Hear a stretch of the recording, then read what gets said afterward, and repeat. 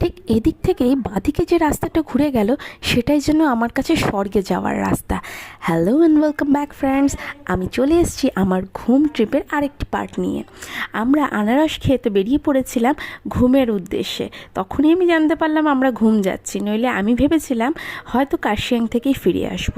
ঘুম যাওয়ার উৎসাহে আমি তো আরও বেশি খুশি হয়ে গেলাম। যত উপরে উঠছি তত যেন হালকা হালকা শীতল হাওয়া আমি অনুভব করতে পারছি। সামনের পাহাড়গুলো দেখো কেমন দাঁড়িয়ে আমায় ডাকছে, এসো এসো কাছে এসো। কিন্তু অতদূর গিয়ে তো তাড়াতাড়ি ফিরে আসতে হলো। আমরা ধীরে ধীরে আস্তে আস্তে করে পৌঁছে গেলাম পাহাড়ের রাস্তা বেয়ে বেয়ে ঘুমের দিকে। আমাদের এই জার্নিটা ছিল খুব সুন্দর, খুব মধুর। আমরা এরমভাবেই কি করলাম তোমাদের সাথে শেয়ার করব আরও নেক্সট পার্টগুলোতে।